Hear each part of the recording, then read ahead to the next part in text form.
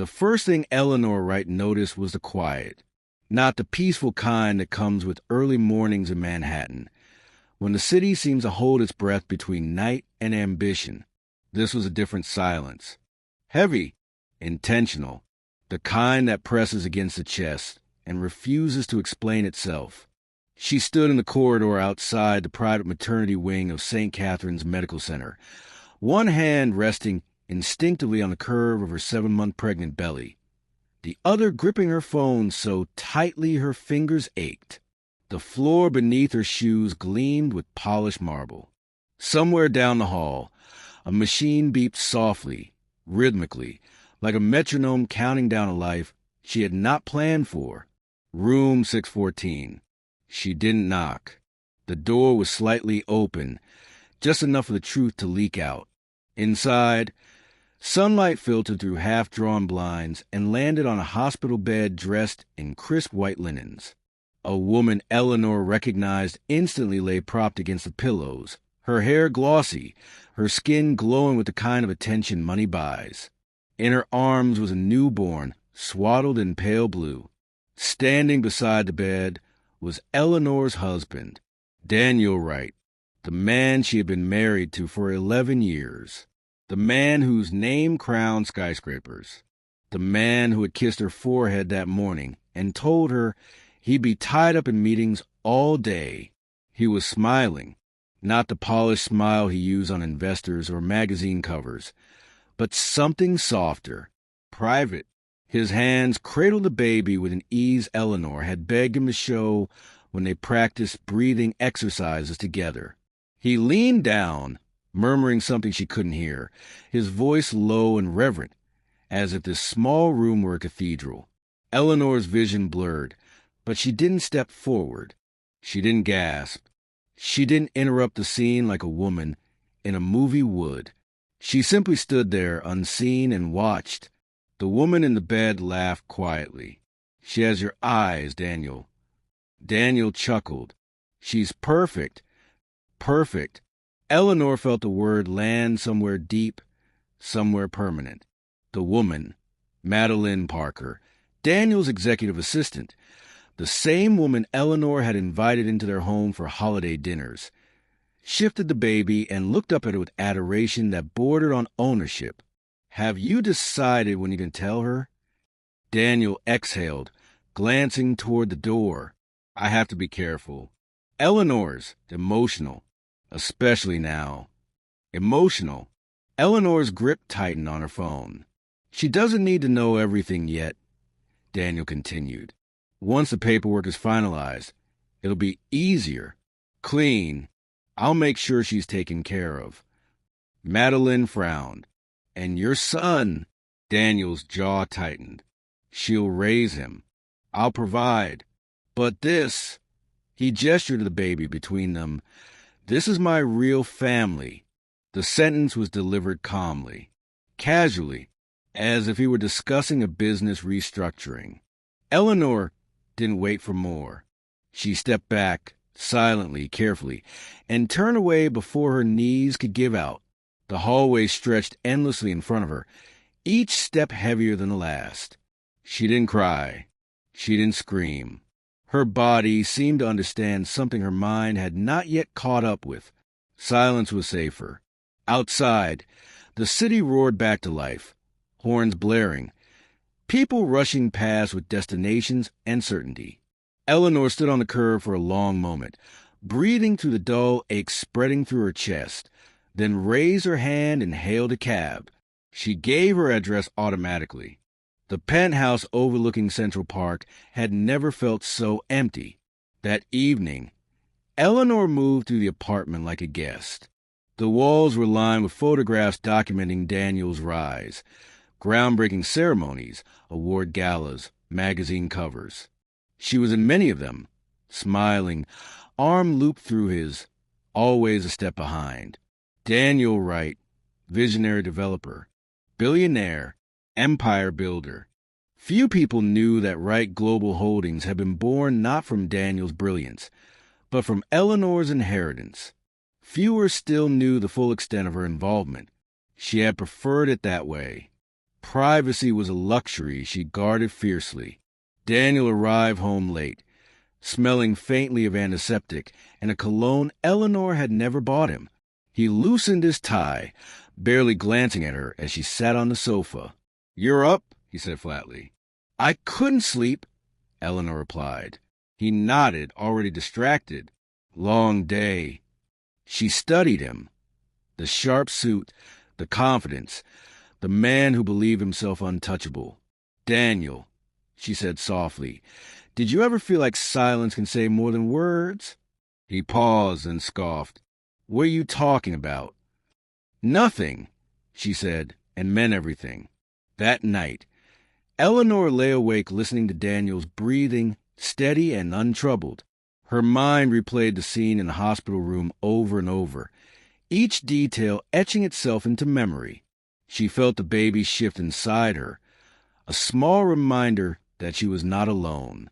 The next morning, Daniel left early, whistling as he poured his coffee. "I'll be back late again," he said. "Board prep." "Of course," Eleanor replied. As soon as the door closed, she sat at the kitchen island and opened her laptop. She logged into shared financial dashboard Daniel had insisted on years ago, confident she'd never bother to look closely. Confidence breeds carelessness. There was a series of payments to St. Catherine's Medical Center, labeled as executive wellness expenses.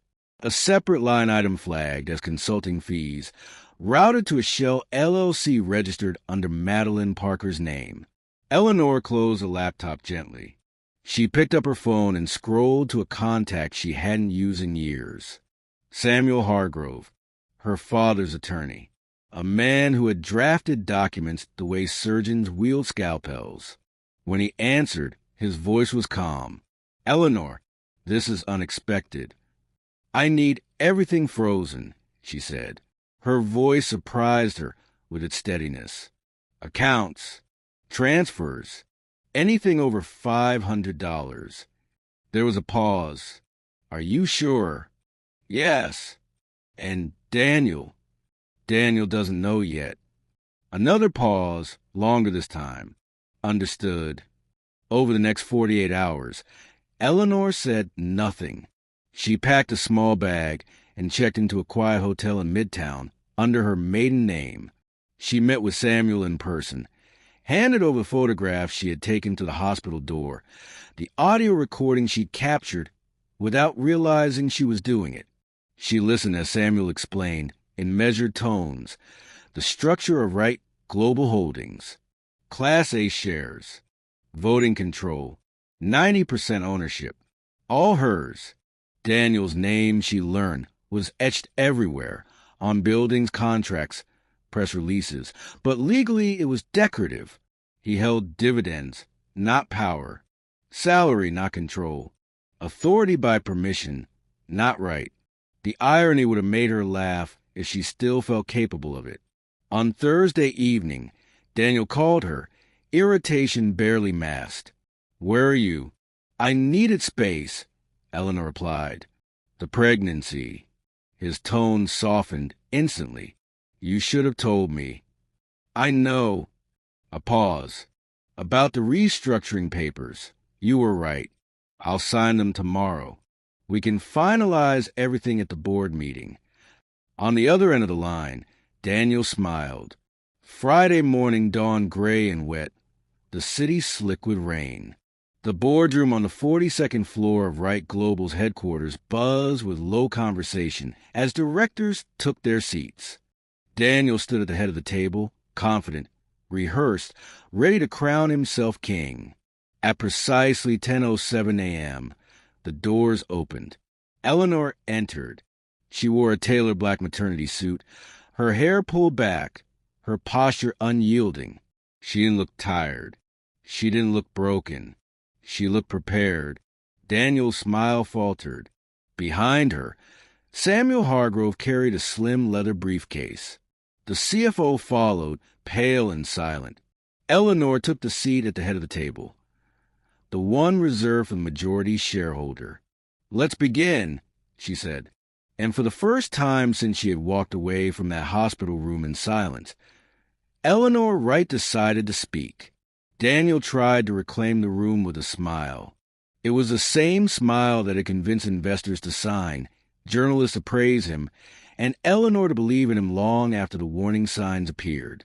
He straightened his jacket, cleared his throat, and looked around the boardroom as if everything was proceeding exactly as planned. "Eleanor," he said lightly, "you didn't tell me you were coming in today." She didn't answer immediately. She walked ahead of the table, the seat that had once belonged to her father, and placed her hands on the polished wood. The baby shifted inside her, slow and steady, grounding her in the moment. "Let's begin," she said. A few board members exchanged looks. Daniel's smile stiffened. He moved quickly, sensing instability. "As you all know," Daniel said, sliding a thick folder across the table toward Eleanor, "we're finalizing a restructuring that positions Wright Global for aggressive growth. These are the documents I mentioned. Eleanor has already reviewed them." That was a lie, and Eleanor let it breathe. She opened the folder calmly. "Transfer of voting authority. 40% of Class A shares. Immediate effect." Her pen hovered. Daniel watched her hand, not her face. "You're doing the right thing," he said quietly. "This is about efficiency, about trust." Eleanor looked up at him for the first time. "You told me it was for taxes," she said. Daniel's jaw tightened. "It is, in a way. In a way." She lowered the pen, folded the document once, then tore it cleanly down the middle. The sound sliced through the room. Daniel stood abruptly. "What the hell are you doing?" Eleanor placed the torn pieces on the table. "Declining." She turned to the board. "And as majority shareholder, I'm calling for an immediate vote of no confidence in the CEO." Daniel laughed, sharp and hollow. "This is ridiculous. You're emotional. This is personal." "It is personal," Eleanor replied, "and it's corporate." She nodded once toward the wall. Her lawyer stepped forward and inserted a drive into the system. The projector lowered. The screen lit up. The first image wasn't financial. It was Daniel in a hospital chair, holding a newborn. Madeline Parker smiled behind him from a hospital bed. The room went silent. A board member whispered, "Is that—" "Yes," Eleanor said. "That's my husband, in a private maternity suite, with his executive assistant." Daniel spun toward her. "That's out of context." The screen changed. Bank statements, highlighted transactions, corporate payments to a shell company registered in Madeline's name, hospital bills, a condo, a car lease. Daniel's voice rose. "This has nothing to do with the company." "It has everything to do with the company," Eleanor said evenly, "because you paid for it with corporate funds." The CFO stared at the table. A board member spoke carefully. "Daniel, can you explain these transfers?" Daniel opened his mouth. Nothing came out. Eleanor continued, her voice steady. "Wright Global Holdings is structured with tiered shares. Class A holds voting power. Class B holds dividends." She paused. "I own 100% of Class A shares, 90% of the company." Daniel's face drained of color. "You don't own this company," Eleanor said.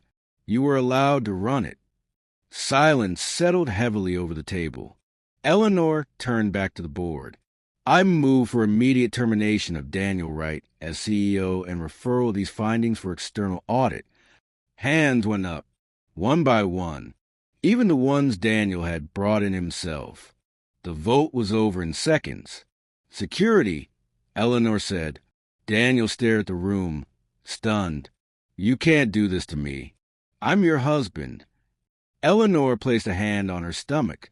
"You stop being that when you build a second life with my money." Security escorted him out. No shouting. No chaos. Just the sound of the door closing. The meeting adjourned quickly after that. Lawyers took over. Phones buzzed. The machine moved on. Eleanor stayed seated for a moment, breathing through the quiet. Her phone rang. Unknown number. "This is St. Catherine's Emergency Department," a woman said. "Your husband has been admitted after a car accident." There was a passenger. Eleanor closed her eyes. "Madeline Parker," the nurse added. "And an infant. The baby is stable." Eleanor ended the call and stood. The punishment was no longer theoretical. It had begun spilling into the real world, and she was ready to face it without raising her voice. The rain had turned Manhattan into a sheet of glass by the time Eleanor reached St. Catherine's Medical Center. Streetlights smeared across the windshield as the car eased the curb. Sirens echoed somewhere nearby, sharp and urgent, then faded. Eleanor stepped out slowly, one hand resting on her belly, feeling the weight of the moment settle into her bones. Inside, the emergency department hummed with controlled chaos. Nurses moved briskly. A television murmured above the waiting area. The smell of antiseptic mixed with rain-soaked wool coats and adrenaline. A nurse spotted her immediately. "Ms. Wright?" Eleanor nodded. "This way." They walked past curtained bays and blinking monitors until they reached a quieter corridor. The nurse lowered her voice. "Mr. Wright is out of surgery. He has multiple fractures and a concussion. He's stable, but—" She hesitated. "He was driving very fast." Eleanor absorbed the words without reaction. Stability, speed, consequences. They were all just facts now. "And the baby?" Eleanor asked. The nurse's shoulders relaxed slightly. "The infant is fine. Bruised, but unharmed. The car seat did its job." Eleanor exhaled, a slow release she hadn't realized she was holding. Innocence mattered. Even now, they turned a corner, and Eleanor saw her. Madeline Parker sat hunched in a plastic chair, a white bandage wrapped around her head. Mascara streaked down her cheeks. She looked smaller than Eleanor remembered. Stripped of the tailored suits and confident posture, she was just a frightened woman clutching her phone like a lifeline.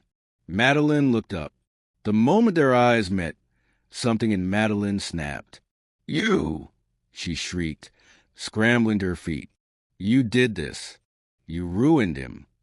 The waiting area fell silent. Eleanor stopped a few feet away, her posture unchanged.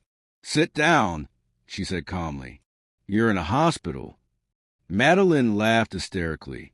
"He was driving like a maniac because of you, because you took everything. He said you destroyed him." Eleanor studied her carefully, not with hatred, with clarity. "He was driving like that," Eleanor said, "because he believed consequences were optional." Madeline's mouth trembled. "I love him. Do you?" Eleanor asked. "Or do you love the condo he bought you? The car registered under the company's name? The private maternity suite?" Madeline's face drained of color. Eleanor lowered her voice. "Where's the baby?" In observation, Madeline whispered. "She's fine." "Good," Eleanor said. "She's the only innocent person in this." A police officer approached gently. "Ms. Wright, we need to ask you a few questions about the vehicle." Eleanor nodded. "Of course." As she answered calmly, dates, names, ownership details, Madeline shrank back into her chair. The story was unraveling fast. Lies couldn't survive paperwork. An hour later, Eleanor stood outside Daniel's room. The door was closed. She hesitated, then pushed it open. Daniel lay pale against white sheets, his legs suspended, tubes and wires tracing his fragility. The man who once filled boardrooms now looked small, diminished by gravity and consequence. His eyes fluttered open when he heard her. "Eleanor," he croaked, "you came." She stepped inside but didn't sit. She stayed near the foot of the bed, a quiet distance between them. "I brought documents." she said. Hope flickered in his eyes. I knew you would. We can fix this. I almost died. Doesn't that mean something? It means you survived, Eleanor replied. That's all. Daniel swallowed. I made a mistake. I was under pressure. We can start over. Eleanor watched him carefully. The charm was still there, frayed but persistent. He had always believed words could erase damage. You're facing criminal charges, she said. Embezzlement. Fraud. The company has already cooperated with investigators. His face went slack. You wouldn't do that to the father of your child. I won't, Eleanor said evenly. Because you won't be. Daniel frowned. What? Eleanor reached into her bag and placed a single document on his chest. The blood test from the R, she said. They ran them because of the accident. Madeline is type O. You're type A. Daniel stared at her. The baby is type B, Eleanor continued. They ran a DNA test to be certain. Silence stretched between them. That's impossible, Daniel whispered. It's not, Eleanor said. She isn't yours. The truth landed slowly, crushingly. Daniel's breath hitched.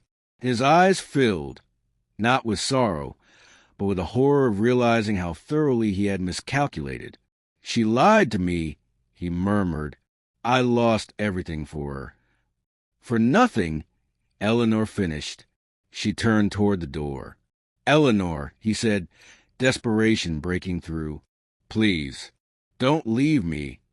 She paused, hand on the handle. You have exactly what you built, she said quietly, and nothing else. She walked out. 3 months later, Wright Global Holdings was no more. It had been renamed, rebranded, refocused. Eleanor sat at the head of a new boardroom, sunlight pouring through tall windows. Her son slept peacefully in a bassinet beside her, small fists curled in certainty. The company was profitable, stable, respected. Daniel Wright was awaiting trial. Madeline Parker had disappeared. Eleanor signed the final document of the morning, capped her pen, and stood. Outside, the city moved on. So did she. And for the first time since the silence began, it no longer weighed her down. It held her up. The press didn't break the story the way Daniel would have expected. There were no dramatic headlines about infidelity or scandal. No grainy photos of hospital corridors. No gossip panels dissecting private pain. What appeared instead were words Daniel feared far more. Federal investigation. Corporate misappropriation. Board removed CEO. The language was clean. Institutional. Bloodless. That was Eleanor's doing. She understood something Daniel never had. Reputations don't die when they're attacked emotionally. They die when they're documented. By Monday morning, Wright Global's offices were filled with auditors, not theatrical ones. Quiet teams in gray suits who asked precise questions and took meticulous notes. They didn't care about Daniel's charm or legacy. They cared about paper trails. Eleanor didn't attend the first audit meeting. She didn't need to. Samuel Hargrove handled it with surgical calm, producing records that stretched back years, consulting invoices with no deliverables, reimbursements misclassified as operational expenses, corporate funds rerouted into personal indulgences. The machine moved fast. Daniel, meanwhile, discovered how quickly the world forgets men once institutions stop returning their calls. His hospital room became quieter by the day. Flowers stopped arriving. The private nurse was replaced by a rotating staff. His phone, returned to him once clear by investigators, remained silent except for alerts from lawyers billing by the hour. He tried calling former allies, venture partners, developers who once praised him publicly. Most calls went unanswered. The few that didn't were short. Best of luck, Daniel. Can't be involved. Lawyers advised against it. He had never understood how much of his power was borrowed. Eleanor understood it perfectly. She stayed out of sight during this phase.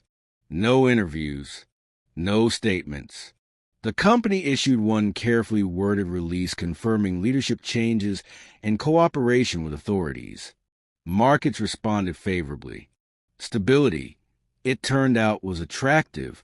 At home, Eleanor moved deliberately through the last months of her pregnancy. She kept routines. Morning walks, quiet breakfasts, prenatal appointments scheduled under her maiden name. She didn't rush to reclaim spaces Daniel had once dominated. She let them empty themselves. The penthouse felt different now. Larger, quieter, honest. One afternoon, as rain traced slow paths down the windows, Samuel joined her at the dining table with a slim folder.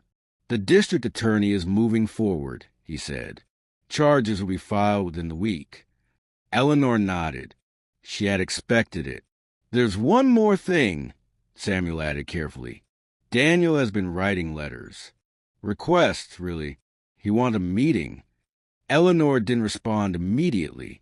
She poured tea slowly, watching steam curl upward and vanish. "No," she said finally. Samuel inclined his head. He had learned not to question when Eleanor reached that tone. It wasn't anger. It was closure. The trial prep became background noise as Eleanor's due date approached. Contracts were signed. Leadership finalized. A new SOO was appointed. Someone competent, quiet, uninterested in spectacle. The company stabilized. Daniel's name began to disappear. That disappearance hurt him more than prison ever could. When the baby came, it was in the early hours of a clear morning. No drama, no emergency, just steady contractions and controlled breathing. Eleanor held her son for the first time with a strange sense of calm. He was small, perfect, unaware of the chaos that had preceded his arrival. She named him James, not after anyone, not as tribute, simply because it felt right. The next day, while she rested in a sunlit hospital room, her phone buzzed once. Samuel's message was brief. Charges filed. Bail denied. Eleanor closed her eyes and exhaled, not in relief, in finality. Weeks later, Daniel appeared in court wearing a suit that no longer fit him the way it once had. His hair had thinned, his posture slouched. He looked like a man trying to remember who he used to be. Eleanor did not attend. She didn't need to. The verdict didn't surprise anyone. Guilty. When the sentence was read, the courtroom remained silent. No gasps, no reactions, just the sound of inevitability completing its arc. By the time Daniel was led away, the city had already moved on. Eleanor stood at the window of her office weeks later. James sleeping in a bassinet nearby. Below her, traffic flowed through Manhattan, relentless and indifferent. She watched without sentiment. The story was over. What remained was quieter, stronger, permanent. The silence after the verdict was different from all the others. It wasn't heavy. It didn't press against Eleanor's chest or demand interpretation. It simply existed, clean and settled, like a room after movers have taken the last box away. Daniel Wright was no longer a subject. He was a file number. Eleanor learned this the day his sentencing brief crossed her desk. Not because she asked for it, but because institutions insist on notifying people they once depended on. The document was concise. Years listed in ink. Financial penalties itemized with clinical precision. No adjectives. No emotion. She closed the folder and handed it back to Samuel without comment. "What about correspondence?" he asked carefully. "He's requested permission to write." Eleanor shook her head once. No. Samuel didn't press.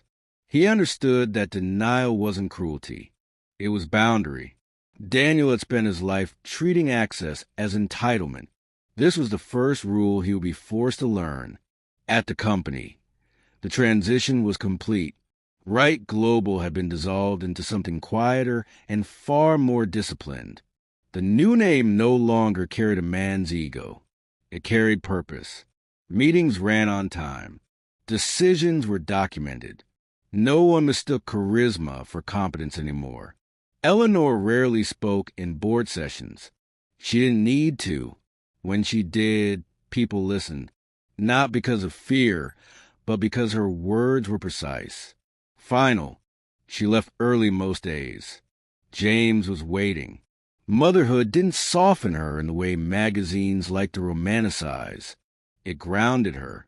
Her days became structured around feedings, sleep schedules, and a quiet certainty of responsibility. The baby monitor hummed softly in her office. Staff adjusted without complaint. Results improved. Competence has a way of silencing objections. Occasionally, Eleanor would catch reflections of Daniel's former life flickering at the edges of the city. A half-finished building paused in development. A magazine cover replaced with another face. A whispered mention at a dinner party. Quickly redirected. He was becoming a cautionary footnote. Madeline Parker resurfaced once, briefly. A private investigator, Samuel, employed, found her living outside Phoenix under a different name. No money, no connections, no leverage. She had filed a civil claim against Daniel's estate, alleging emotional distress and misrepresentation. The claim was dismissed. Eleanor never commented on it. There was nothing to add. Madeline had mistaken proximity for power, and power had never belonged to her. One evening, months later, Eleanor sat alone on the balcony overlooking the city. James slept inside, the door slightly ajar. The skyline glowed, indifferent and eternal. Samuel joined her quietly. "It's done," he said. "Everything." Eleanor nodded. She thought of the hospital hallway, the half-open door, the moment she chose silence over confrontation. That decision had shaped everything that followed. "People think restraint is weakness," Samuel added. "They mistake quiet for fear." Eleanor watched traffic move below, each car committed to its own direction. "They mistake noise for control," she said, "and they're usually wrong." She stood and went inside, closing the balcony door softly behind her. There was nothing left to prove. The past had been handled. The future was already in motion. And Eleanor Wright no longer needed silence to protect herself. She used it now to choose what deserved her voice. The city didn't remember Daniel Wright. That realization came to Eleanor one quiet morning as she stood at the window of her office, watching Manhattan wake itself into motion. Cars moved. Pedestrians hurried. Construction cranes swung slowly against the sky. The world did what it had always done, advanced forward without sentiment. Daniel had once believed the city owed him recognition. He had mistaken visibility for permanence. Eleanor had never made that mistake.